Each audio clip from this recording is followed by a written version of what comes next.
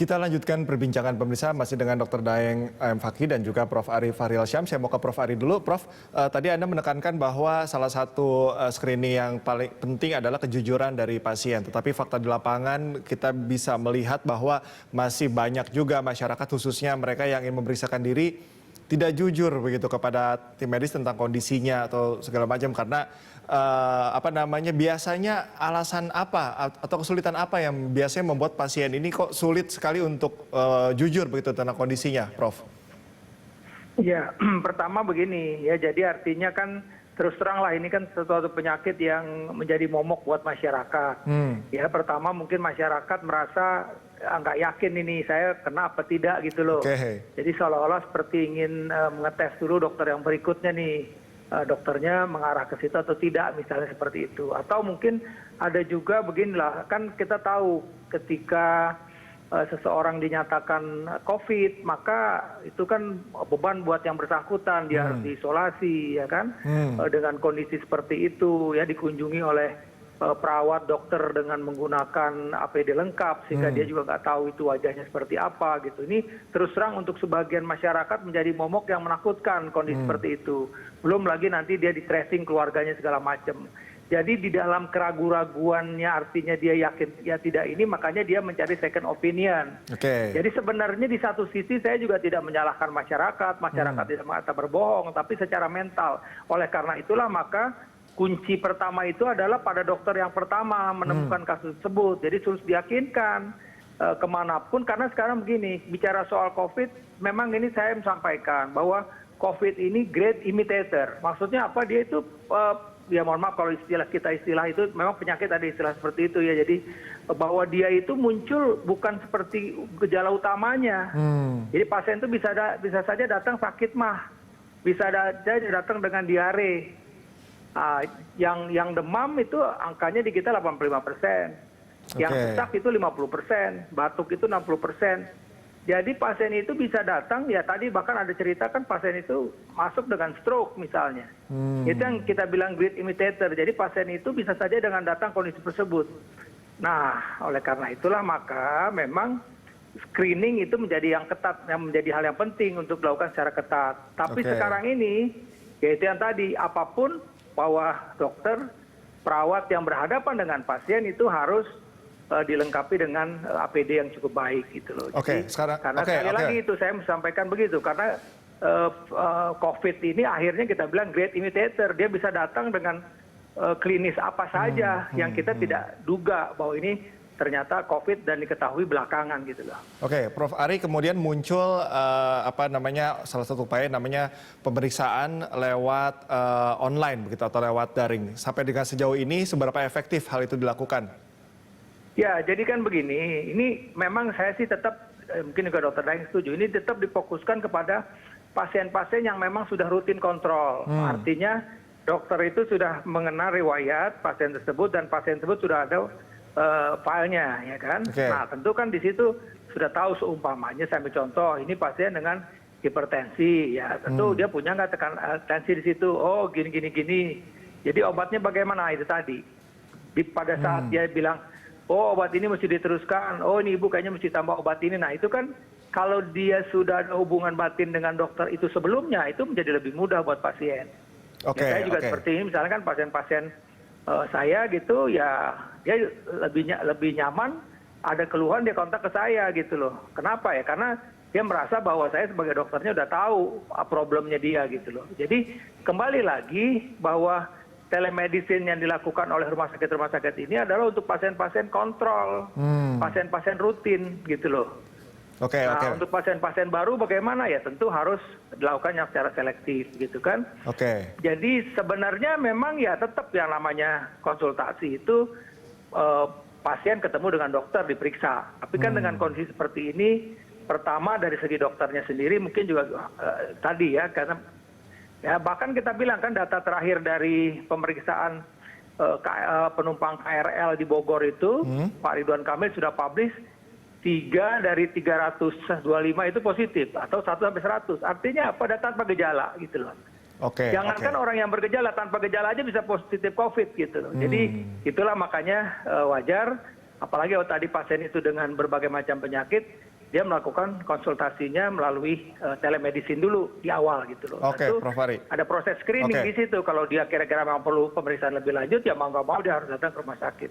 Oke, Prof. Ari, saya mau tahan dulu, saya mau ke Dr. Daeng. Dr. Daeng, tadi untuk pemeriksaan telemedis ini juga sudah dipisahkan, begitu lebih tekankan kepada orang yang mereka untuk kontrol, bukan untuk yang pertama kali. Sejauh ini kalau pandangan dari IDI sendiri, penerapan ini bagaimana? Sebetulnya kan ini bisa untuk mengurangi pergerakan pasien yang non-COVID ke rumah sakit, begitu. Tapi bagaimana memisahkannya? Oh, saya ini cukup di telemedis saja, oh saya harus datang. Bagaimana masyarakat bisa memahami ini, Dr. Daeng?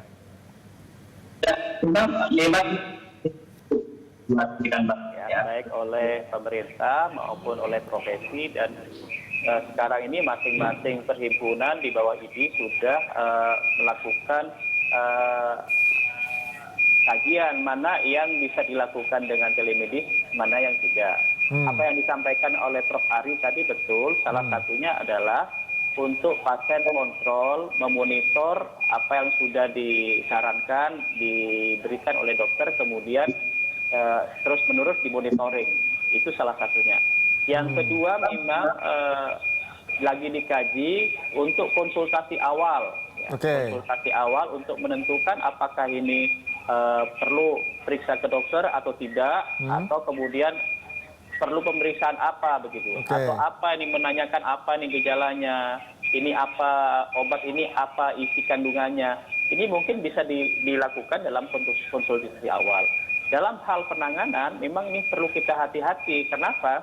Dengan telemedis ini kita hanya melakukan dengan wawancara atau anamnesis kalau bahasa kedokterannya. Jadi memang penyakit-penyakit yang hanya memerlukan anamnesis ya lebih banyak atau wawancara lebih banyak dan tidak memerlukan pemeriksaan fisik khusus begitu, atau tidak memerlukan pemeriksaan dengan alat penunjang ya, atau tidak memerlukan penanganan secara segera ya, atau kasus-kasus emergensi, nah, itu masih boleh dilakukan dengan telemedis. Tapi kalau sudah masuk pada harus melakukan pemeriksaan fisik secara khusus, harus dilakukan pemeriksaan penunjang dan kasus-kasus emergensi, ya memang tidak akan bisa dilakukan dengan telemedis. Untuk COVID memang ini sangat bermanfaat pada kondisi awal, bukan pada penanganan kasus seperti perawatan, bukan. Tapi masyarakat kemudian bertanya ya untuk mengenali gejalanya. Gejala-gejala seperti ini apakah kemudian dicurigai COVID apa tidak. Kalau dicurigai COVID, kemudian masyarakat bisa diberikan arahan ini sebaiknya mau diapakan, mau diperiksa apa, diperiksa di mana, kemudian bagaimana caranya nanti langkah-langkah selanjutnya. Ini bisa dilakukan seperti itu. Dr. Daeng, kalau dengan metode misalnya penanganannya atau pemeriksaan sendiri, tim medis sendiri atau dokter yang datang ke kediaman pasien, ini juga sempat dilakukan juga di negara lain, apakah kita sudah melakukan itu atau pertimbangannya seperti apa, Dr. Daeng? Itu namanya kalau nggak keliru home visit ya, jadi visit dokter ke rumah. Itu sebenarnya di peraturan Permenkes 2052 pelayanan kedokteran itu diatur. Tapi dengan kondisi COVID sekarang, ini kemungkinan dokter juga yang melakukan home visit itu juga berpikir gini, apakah yang didatangi ke rumahnya untuk dilakukan pemeriksaan perawatan itu tidak bisa menularkan COVID atau akan menularkan COVID. Justru yang seperti ini sekarang agak berkurang. Yang paling banyak dikerjakan dan menurut kawan-kawan itu lebih aman, justru adalah konsultasi melalui telemedis ini. Dan telemedis ini juga pemerintah sekarang lagi mendorong untuk dipakai dalam rangka mengobservasi dan monitoring kawan-kawan kita yang lagi dilakukan karantina rumah atau isolasi diri. Dengan telemedis itu observasi dan monitoringnya akan lebih sering ya, kemudian lebih intens untuk membantu kawan-kawan kita bagaimana menjaga supaya daya tahan tubuhnya tetap baik, bagaimana dia berperilaku supaya hidupnya tetap sehat, bersih, bagaimana dia berperilaku supaya anggota keluarganya tidak tertular oleh dia, ya. Kemudian bagaimana dia memantau dengan dirinya sendiri timbulnya gejala-gejala. Nah, kalau timbul gejala ini apa yang harus dilakukan? Kalau harus dilakukan pemeriksaan, kemana dia harus datang untuk melakukan pemeriksaan? Nah, ini sangat membantu untuk kawan-kawan kita yang lagi dilakukan karantina rumah. Oke, terakhir Dr. Daeng mungkin bisa ditegaskan kembali bagaimana mempersiapkan mitigasi resiko untuk tenaga medisnya juga, kemudian pasien yang non-COVID-nya juga, terutama juga mereka juga harus menghadapi misalnya meja operasi, bagaimana memisahkan ini dan menenangkan masyarakat bahwa banyak sekali opsi yang bisa ditawarkan oleh pemerintah untuk penanganan atau pelayanan kesehatan terhadap mereka yang non-COVID ini, Dr. Daeng. Ya, sebenarnya dari diskusi di pakar klinis di Ikatan Dokter Indonesia untuk mencegah kesulitan manajemen mengatur alur pasien, kemudian mentriase, membagi, ya, men-screening mana yang COVID atau tidak, ya, dan untuk mencegah kemudian tertularnya dari pasien yang COVID ke yang non-COVID, yang kebetulan pasien non-COVID ini kebanyakan yang menderita penyakit-penyakit yang menyebabkan imunitas berkurang. Kami sebenarnya merekomendasikan di beberapa daerah yang sekarang bersiap-siap untuk menunjuk rumah sakit rujukan COVID, maka sebaiknya rumah sakit rujukan COVID itu memang dikhususkan untuk penanganan COVID. Sehingga apa? Sehingga 100% bisa menangani COVID, seluruh fasilitasnya, seluruh tenaganya konsentrasi, dan kemudian pelayanan non-COVID itu bisa berjalan dengan baik di rumah sakit yang memang melayani non-COVID. Oke, terima kasih Dr. Daeng. Dan saya mau penutup juga dari Prof. Ari. Prof. Ari, tadi kalau disampaikan oleh Dr. Daeng bahwa banyak sekali hal-hal yang bisa dikolaborasikan, salah satunya adalah telemedis, kemudian dengan data-data yang dikumpulkan, bisa juga melakukan home visit. Bagaimana agar kolaborasi ini bisa berjalan dengan baik, artinya bisa terinstal satu sama lain, agar bisa berjalan sesuai dengan harapan dan juga tentunya menenangkan masyarakat, Prof. Ya, sekarang ini memang kan di gugus tugas sendiri tuh mencoba untuk mengumpulkan semua fasilitas yang ada di situ. Ya, artinya dari pemerintah sendiri kan ada 119, extension 9 itu memang khusus konsultasi COVID.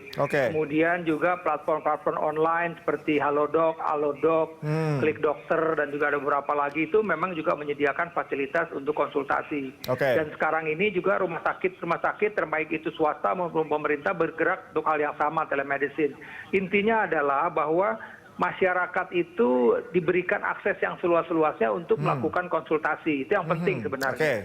Dan saya sebutkan di sini bahwa bicara soal pelayanan kesehatan itu tidak melulu pemerintah, karena artinya sekali lagi biar masyarakat juga terbuka lebar bahwa swasta pun, ya, kemudian juga ya pihak swasta, baik rumah sakit swasta maupun juga platform-platform online yang itu juga memang swasta itu terbuka luas gitu oleh masyarakat gitu ya.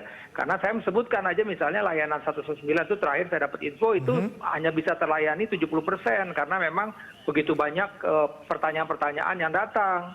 Ya, jadi sehingga 30% tidak bisa terlayani. Oleh karena itulah maka seperti tadi itu masyarakat juga harus dibuka lebar bahwa fasilitas untuk konsultasi itu bukan di 119 tapi di semuanya begitu. Jadi saya rasa dalam kondisi seperti ini kan dengan perjalanan waktu semua kondisi menjadi lebih baik. Ya, APD juga menjadi lebih baik. Cuman ini terus terang saja buat worry saya di Jakarta mungkin lebih sudah aman. Saya takut bagaimana kondisi di daerah. Jadi inilah tugas kepala daerah juga untuk peduli terhadap permasalahan-permasalahan ini dan contoh yang sudah berhasil. Ya, mohon maaf ini kalau saya bilang contoh di kota-kota besar ini seperti Jakarta, Bandung, Surabaya itu bisa menjadi contoh buat daerah-daerah lain gitu loh. Kita tidak ingin hal yang terjadi 1 bulan yang lalu atau beberapa waktu lalu di Jakarta ini tidak terjadi di tempat-tempat mereka karena mereka mestinya lebih siap dibandingkan posisi Jakarta pada saat di bulan Maret atau bulan awal April itu. Baik Prof. Ari dan juga Dr. Daeng, terima kasih atas